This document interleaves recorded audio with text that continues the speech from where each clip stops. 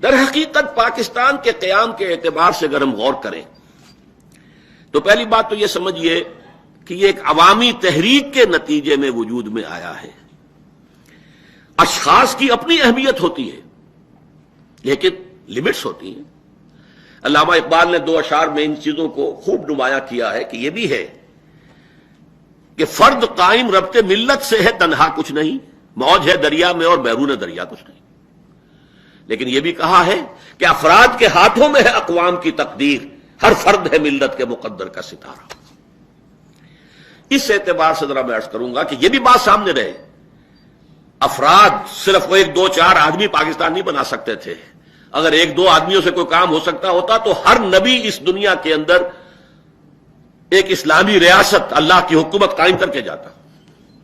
نبی اپنی شخصیت میں کس قدر بلند، معصوم، ہر وقت اللہ کی ہدایت آ رہی ہے، لیکن نہیں، جماعت نہ ملے، ساتھی نہ ہو، اعوان نہ ہو، انصار نہ ہو، اصحاب نہ ہو تو کام نہیں ہو سکتا۔ حالانکہ 2 موجود تھے، حضرت موسیٰ اور حضرت ہارون، اور 2 ان کے ساتھیوں میں سے بھی یوشع ابن نون اور کالب بن یفنہ ساتھ دینے کو تیار تھے، لیکن نہیں، پروسیس وہیں رک گیا جب پوری قوم نے کہا فَذَبَنْتَ وَرَبُّكَ فَقَاتِلَا إِنَّا هَاهُنَا قَاعِدُونَ۔ تو ایک عوامی تحریک کے نتیجے میں پاکستان بنا، البتہ اس میں 3 اشخاص کا رول جو ہے وہ فیصلہ کن ہے۔ وہ تثلیث کیا ہے؟ ایک سر سید احمد خان،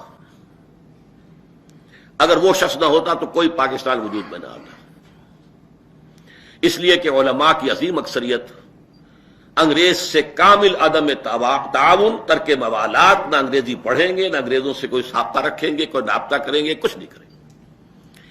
یہ جو ترک تعلق تھا منفی اعتبار سے، ظاہر بات ہے یہ جاری رہتا تو جو اندیشے ظاہر کیے تھے سر سید احمد خان نے وہ حقیقی تھے کہ کچھ عرصے کے بعد صرف ماشکی رہ جائیں گے یا قصائی رہ جائیں گے مسلمان، باقی اور مسلمان کہیں کسی زندگی کے کسی بھی گوشے کے اندر نظر نہیں آئے گا۔ تو اصل میں تو وہ تثلیث کا جو ایپیکس ہے وہ تو ہے سر سید احمد خان۔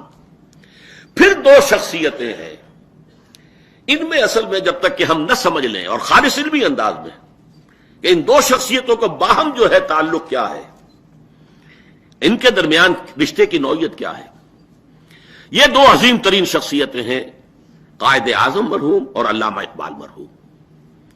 عجیب بات ہے، دونوں بالکل ہم عصر ہیں، ایک کی ولادت ہو رہی ہے 25 دسمبر 1876 کو، اور علامہ جو ہے پیدا ہو رہے ہیں نومبر 1877 میں، 1 سال سے بھی کم کا فرق۔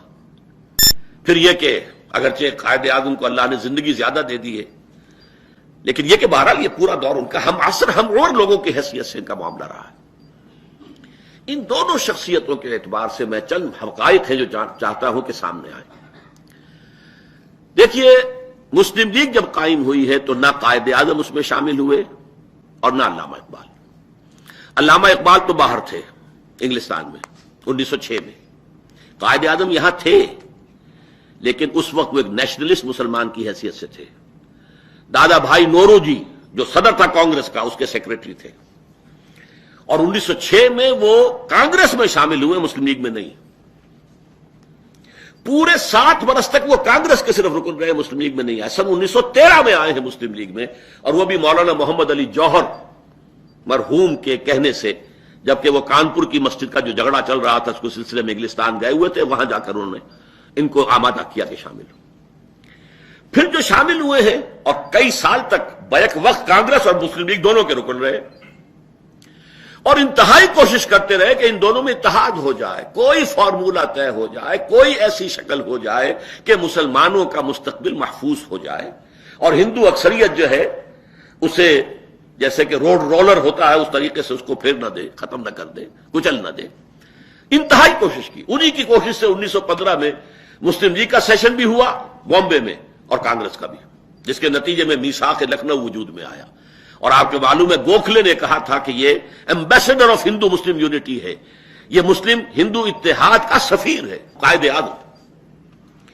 یہ تو اس کے بعد پھر یوں سمجھیے کہ ان کی زندگی میں چونکہ یہ قریب ترین ان کا مشاہدہ تھا، ہندو کی ذہنیت کو جس قدر قریب سے انہوں نے دیکھا ہے، ظاہر بات ہے اور کسی نے نہیں دیکھا۔ کانگریس کے رکن رہے، اس کے اہم لیڈروں میں رہے ہیں، جو بھی معاملات ہو رہے تھے ہندو مسلم، اس میں وہی تھے کہ اسپوکس مین تھے مسلمانوں کی طرف سے، وہ در حقیقت اس ذہنیت کی وجہ سے مایوس ہوئے ہیں کہ ان سے کسی انصاف کی، کسی فیئر پلے کی کوئی توقع نہیں۔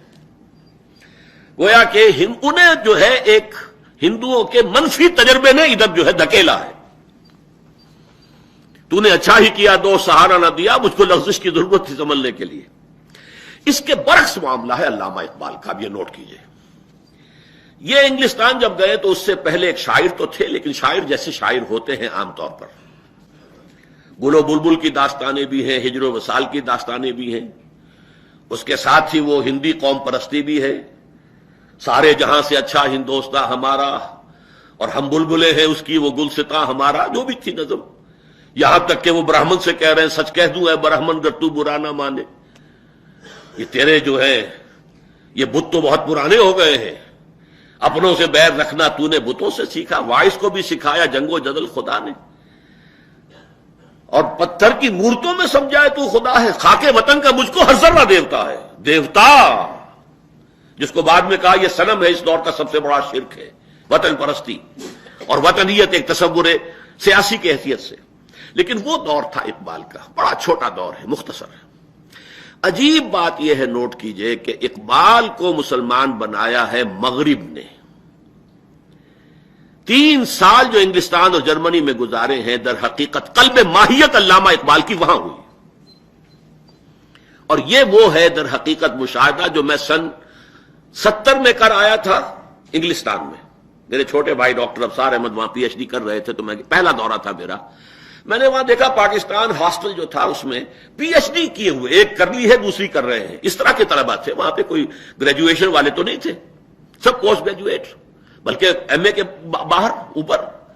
لیکن یہ کہ وہ بیٹھے ہیں، قرآنک اسٹڈی سرکل ہے، قرآن پر غور ہو رہا ہے، ہر ایک پڑھ رہا ہے تاکہ اس کی اصلاح ہو جائے اگر پڑھنے میں غلطی ہے، تجوید کی غلطی ہے۔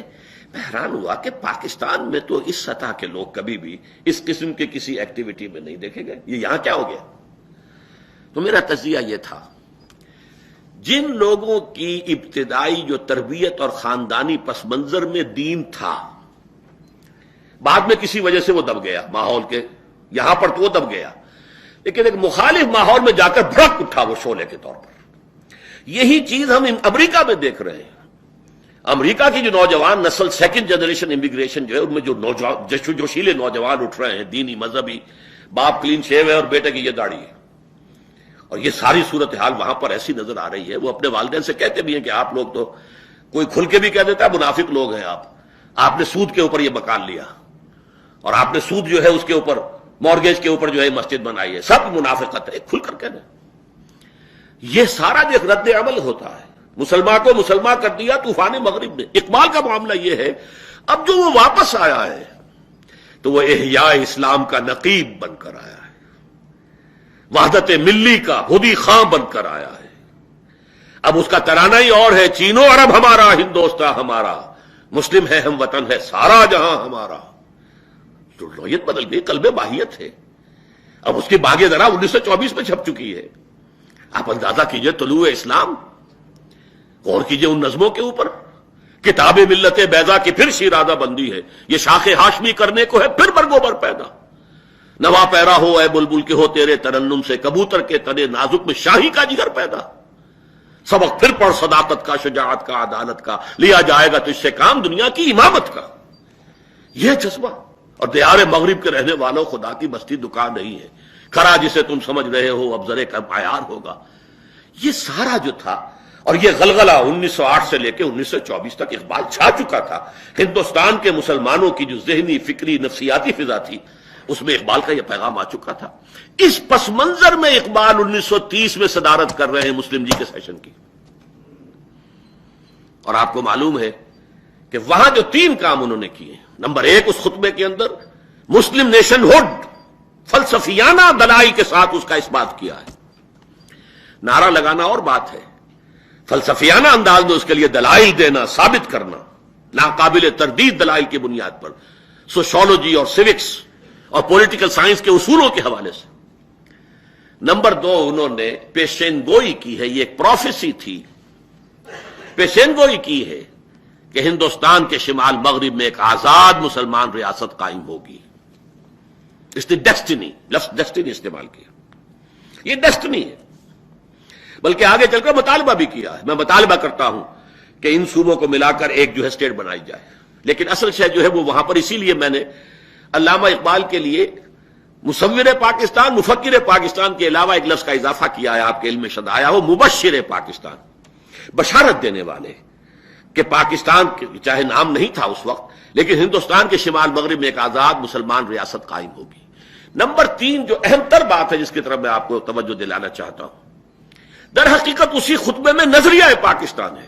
وہ نظریہ پاکستان کیا ہے کہ اگر ایسا ہو گیا کہ ہمیں یہ ہندوستان کے شمال مغرب میں آزاد مسلمان ریاست مل گئی، تو ہمیں ایک موقع مل جائے گا کہ اسلام کے چہرے پر جو بدنما داغ آ گئے تھے عرب ملوکیت کے زمانے میں، عرب امپیریلزم کے الفاظ خطبے میں، یعنی آج کی دنیا اسلام کو دیکھتی ہے بنو امیہ کا اسلام، بنو عباس کا اسلام، اور یہ جو سلاطین تھے ترک ان کا اسلام، وہ خلفاء بھی کہلاتے تھے. تو یہ اسلام تو کچھ اور ہے، یہ اصل اسلام تو نہیں. اصل اسلام تو تھا دور نبوی کا اور دور خلافت راشدہ کا. لیکن یہ دنیا اس کے حوالے سے اسلام کو دیکھتی ہے. اسلام کے چہرے پر یہ داغ اور دھبے آ گئے، چیچک نکلی ہے، اور یہ سارا چہرہ جو ہے دھبوں سے داغدار ہے، داغ پڑے ہوئے ہیں. اگر یہ ہمیں مل جاتا تو ہمیں موقع مل جائے گا ان پردوں کو ہٹا کر، ان داغوں اور دھبوں کو دھو کر، اور صحیح اور حقیقی اسلام کا ایک نقشہ دنیا کے سامنے پیش کریں. اور تجزیہ کیجئے، عرب امپیریلزم سے پہلے کا اسلام کون سا ہے؟ خلافت راشدہ کا اسلام ہے. چاہے لفظ یہ استعمال نہیں کیا انہوں نے، لیکن یہ کہ آپ اینالائز کیجئے تو اس کا نتیجہ تو یہی نکلتا ہے کہ خلافت راشدہ اور دور نبوی کا اسلام ہم نافذ کرنا چاہیں گے. اور یہ ہے در حقیقت جو پاکستان آئیڈیالوجی بنا ہے. ویسے شعروں میں جو انہوں نے کہا کہ تا خلافت کی بنا دنیا میں ہو پھر استوار، لا کہیں سے ڈھونڈ کر اسلاف کا قلب و جگر، وہ چیز ان کے سامنے تھی. لیکن یہ ہے کہ اس کے لیے انہوں نے وہاں اس میں یہ لفظ استعمال نہیں کیا. البتہ یہ کہا ہے کہ یہ سارے جو اثرات جو ہیں غلط ان کے اسلام کے پردے پر آ گئے تصورات پہ، ان سب کو ہٹا کر صحیح اسلام کی ایک تصویر دنیا کے سامنے پیش کریں. یہ ہے اصل نظریہ پاکستان.